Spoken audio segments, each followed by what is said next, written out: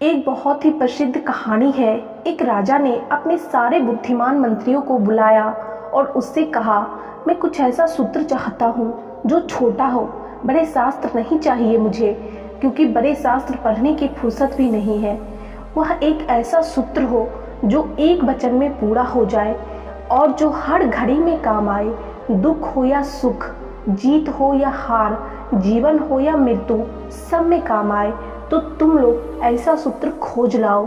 उन बुद्धिमान मंत्रियों ने बड़ी मेहनत की, बड़ा विवाद किया, कुछ निष्कर्ष नहीं हो सका। वे आपस में बात कर रहे थे। तभी एक ने कहा, हम बड़ी मुश्किल में पड़े हैं, बड़ा विवाद है, संघर्ष है, कोई निष्कर्ष नहीं हो पाया। पर हमने सुना है एक सिद्ध महात्मा गांव के बाहर ठहरा है। वह प्रज्ञा को उपलब्ध, संबोधि को उपलब्ध व्यक्ति है। क्यों ना हम उसी के पास चले। वे लोग उस सिद्ध महात्मा के पास पहुंचे। उन्होंने एक अंगूठी पहन रखी थी। अपनी अंगुली में से उस अंगूठी को निकालकर उन्होंने राजा को दे दी और कहा, राजन, इसे पहन लो। इस पत्थर के नीचे एक छोटा सा कागज रखा है, उसमें एक सूत्र लिखा है। वह मेरे गुरु ने मुझे दिया था। मुझे तो जरूरत भी नहीं पड़ी, इसलिए मैं अभी तक खोलकर देखा भी नहीं। अंगूठी देते वक्त उन्होंने राजा से एक शर्त रखी कि जब आपके जीवन में कोई उपाय ना रह जाए, जब आप सब तरफ से निरुपाय हो जाओ, तब इसे खोलकर पढ़ना। मेरे जीवन में तो ऐसी कोई घड़ी आई ही नहीं। मेरे गुरु की बड़ी कृपा है, इसलिए मैंने इसे खोलकर पढ़ा नहीं। लेकिन इसमें जरूर कुछ राज होगा, आप रख लो। लेकिन शर्त याद रखना, इसका वचन दे दो कि जब कोई उपाय ना रह जाएगा, जब आप सब तरफ से निरुपाय और सहाय हो जाओगे, तभी अंतिम घड़ी में इसे खोलना, क्योंकि यह सूत्र बड़ा बहुमूल्य है। अगर इसे साधारणतः खोला गया तो अर्थहीन होगा। राजा ने अंगूठी पहन ली।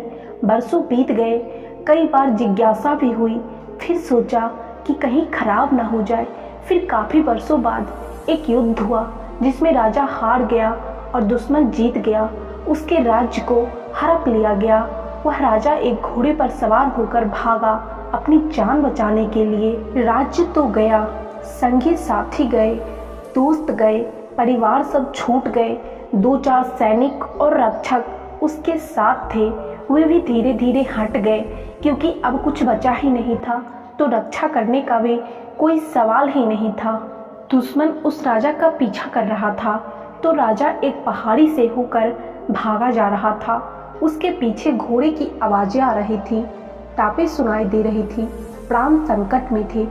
अचानक उसने पाया कि रास्ता समाप्त हो गया है।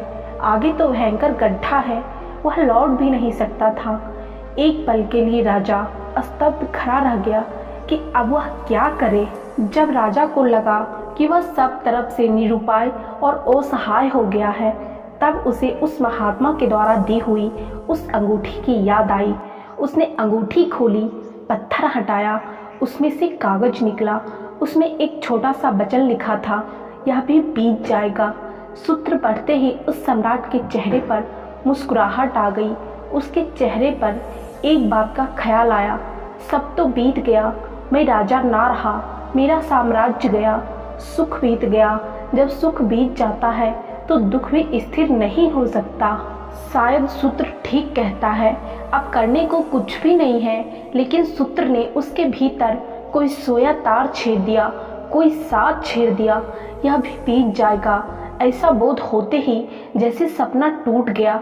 अब वह व्यग्र नहीं, बेचैन नहीं, घबराया हुआ नहीं था। वह शांत बैठ गया।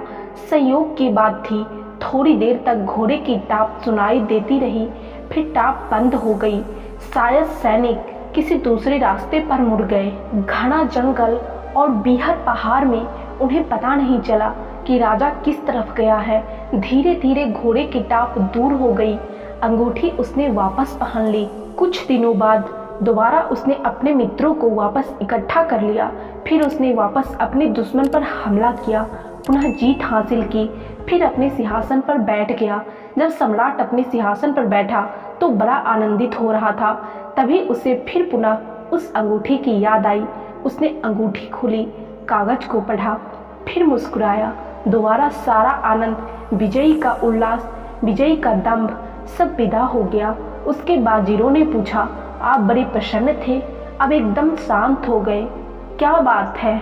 सम्राट ने कहा, जब सब बीत जाएगा तो इस संसार में ना तो दुखी होने को कुछ है और ना ही सुखी होने को कुछ है।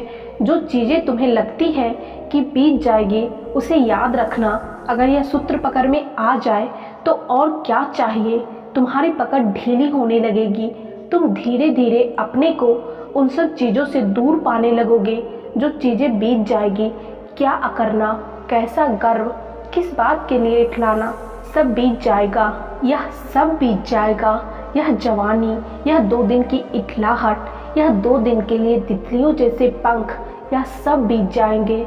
यह 2 दिन की चहल पहल, फिर गहरा सन्नाटा, फिर मरघट की शांति।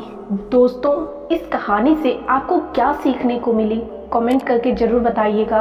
और आज के वीडियो में इतना ही। मिलते हैं नेक्स्ट वीडियो में, तब तक के लिए धन्यवाद।